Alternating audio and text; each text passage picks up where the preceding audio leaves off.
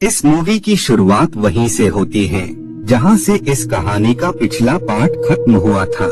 हम मैथ्यू को देखते हैं जो कि उसी प्लेस पर होते हैं जहां पर पिछले पार्ट के विक्टिम्स लोग थे। वहां पर मैथ्यू को कटा हुआ पैर नजर आता है, जिससे उन्हें पता लग जाता है कि इन जंजीरों से आजाद होने के लिए उसे अपने पैर को बॉडी से अलग करना होगा। जिसके बाद मैथ्यू अपने पैर को काफी बुरी तरह से तोड़कर उसे बॉडी से अलग कर देता है। सीन चेंज हो जाता है और अब हम जिगसॉ के ट्रैप में फंसे हुए एक और विक्टिम को देखते हैं। उस शख्स की पूरी बॉडी में बहुत सारी जंजीरें लगी होती हैं। उसी दौरान ही टीवी ऑन हो जाती है।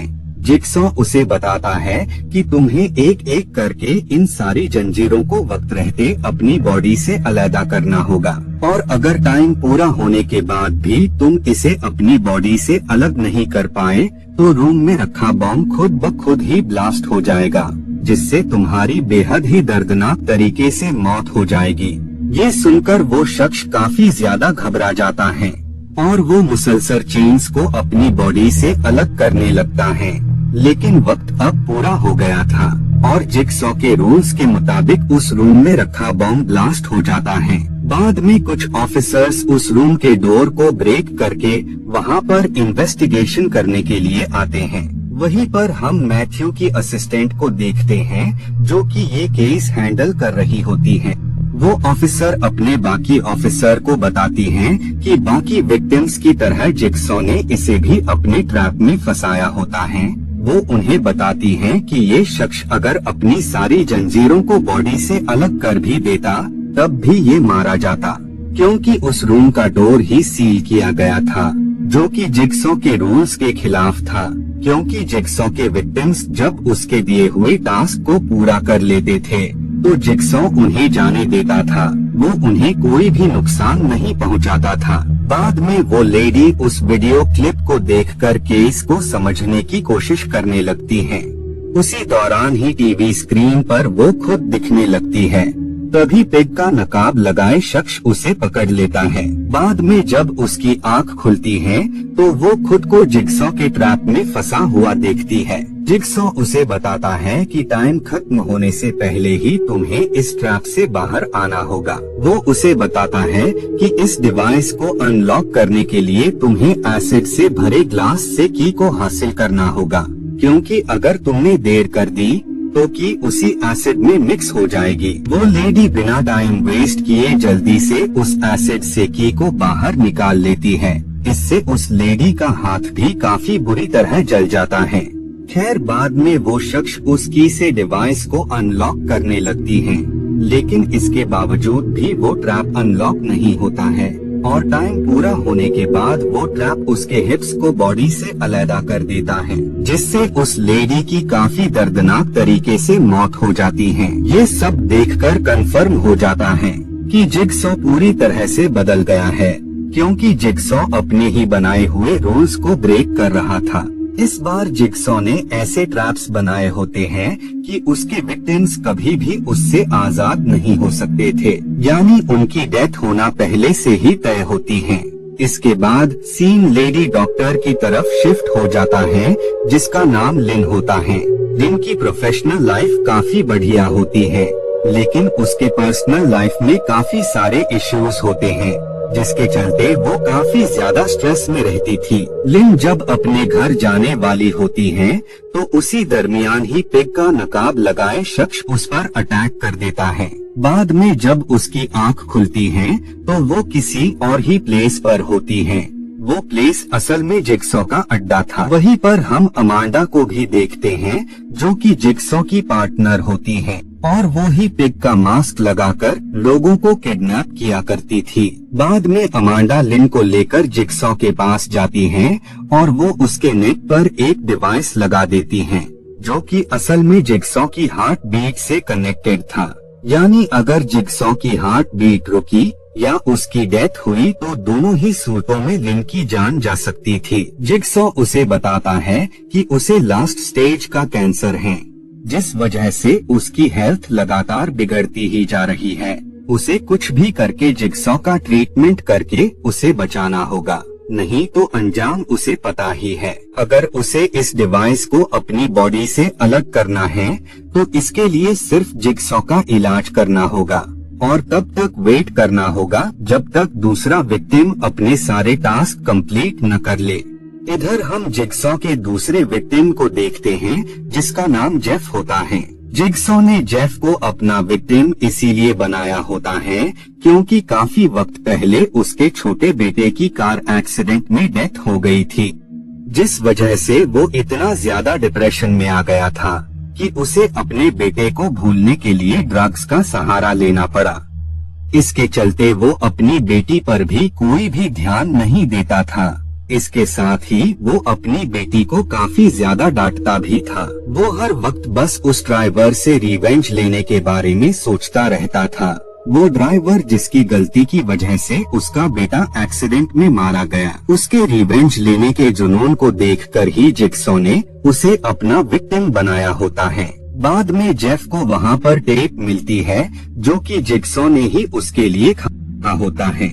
जिगसॉ उसे बताता है कि जेफ, मुझे पता है कि तुम्हें उस ड्राइवर की तलाश रहती है जिसकी वजह से तुम्हारा बेटा मारा गया। अगर तुम उस ड्राइवर तक पहुंचना चाहते हो तो तुम्हें तीनों टास्क को पूरा करना होगा। जिगसॉ की बातों को सुनकर वो काफी ज्यादा खुश हो जाता है और वो वहाँ से अपने पहले टास्क की तरफ बढ़ने लगता है। इधर लिन अमांडा को बताती है कि जिगसॉ की कंडीशन लगातार बिगड़ती जा रही है। अगर जिगसॉ को जल्द से जल्द हॉस्पिटल नहीं ले जाया गया तो उसकी जान भी जा सकती है। इधर जेफ दूसरे रूम में आ जाता है जहाँ का टेम्परेचर बहुत ही कम होता है। जेफ को सामने एक लेडी नजर आती है। जिगसॉ ने उसे इस वजह से अपने ट्रैप में फंसाया होता है क्योंकि जब जेफ की बेटे की डेथ हुई थी तो उस इंसिडेंट की इकलौती गवाह वही लेडी थी, लेकिन उसने जेफ की हेल्प करने के बजाय वहाँ से भागना ही सही समझा। वो लेडी जेफ से काफी ज्यादा रिक्वेस्ट करती है कि वो उसे सेव कर ले। अब जबकि उस लेडी को अपनी गलती का एहसास हो गया होता है, जिस वजह से जेफ उसे बचाने का डिसाइड करता है। लेकिन अब इन सब का कोई भी फायदा नहीं होता है क्योंकि टैप से पानी उस पर गिरने लगता है, जिस वजह से उसकी बॉडी फ्रीज हो जाती है और वो मारी जाती है। बाद में जेफ अपने दूसरे टास्क की तरफ बढ़ने लगता है। उसे वहाँ पर वही जज नजर आता है जो कि उसके बेटे का केस हैंडल कर रहा था और उसने उस ड्राइवर को सिर्फ 6 महीने की ही सजा सुनाई थी, जिस वजह से जिगसॉ ने उसे भी अपने ट्रैप में फंसा लिया होता है।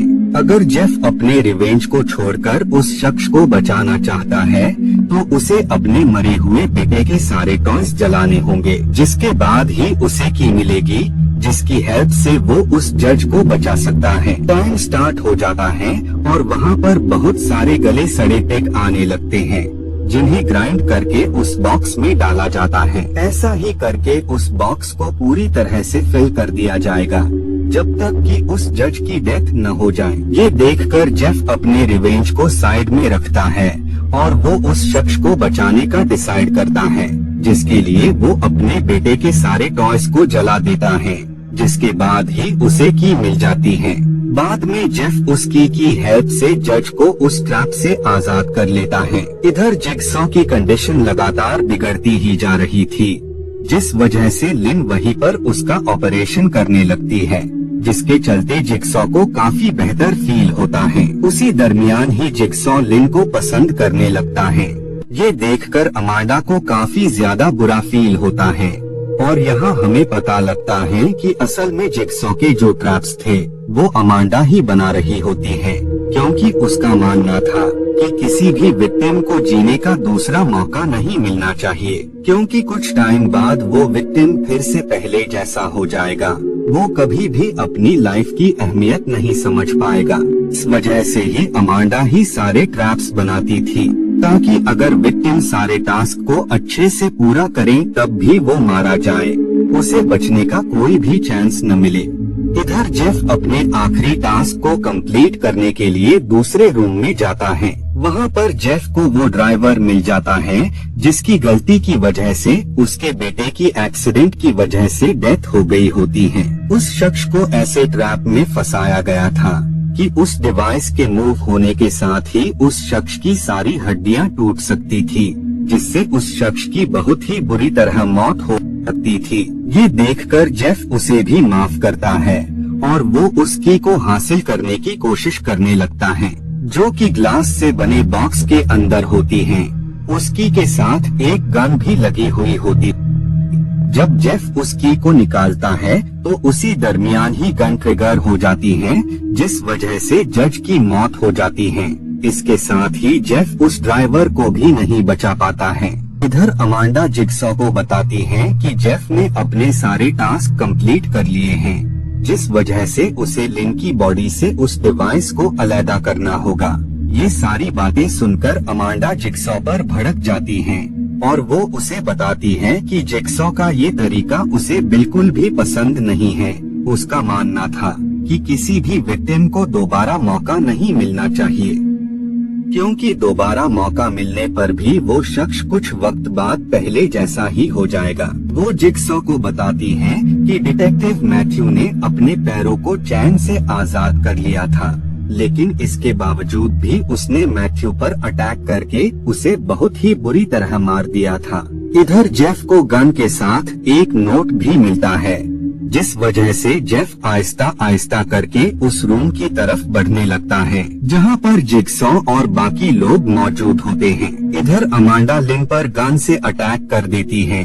तभी ठीक वक्त पर जेफ भी वहां पर आ जाता है और वो गुस्से में अमांडा पर गन से अटैक कर देता है। यहाँ हमें रिवील होता है कि असल में जेफ लिन का हस्बैंड है, जिस वजह से ही उसने अमांडा पर अटैक किया होता है। जिगसॉ उसे बताता है कि असल में ये सारे टास्क उसने अमांडा के लिए ही रखे थे, क्योंकि वो काफी टाइम से बेवजह ही विक्टिम्स को काफी दर्दनाक मौत दे रही थी। वो उसे बताता है कि टास्क को कंप्लीट करने के लिए उसे लिन की जान नहीं लेनी थी। जिगसॉ जेफ को बताता है कि वो लिन के लिए एम्बुलेंस को बुला सकता है, लेकिन इसके लिए उसे एक और टास्क को कंप्लीट करना होगा। या तो वो जिगसॉ को मार दे या फिर वो उसे अलाइव छोड़ सकता है, लेकिन जेफ मशीन से जिगसॉ की गर्दन ही अलग कर देता है, जिस वजह से उसकी हार्ट बीट रुक जाती है और हार्ट बीट रुकने से लिन की बॉडी में लगा डिवाइस एक्टिवेट हो जाता है, जिससे उसकी मौत हो जाती है। जिगसॉ के हाथ पर रखा टेप ऑन हो जाता है और उसे पता लगता है कि उसने जेफ की बेटी को ऐसी प्लेस पर रखा हुआ है जहां पर कोई भी शख्स नहीं पहुंच सकता है।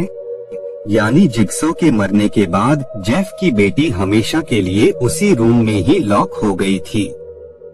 और इसी के साथ ही ये मूवी यहीं पर एंड हो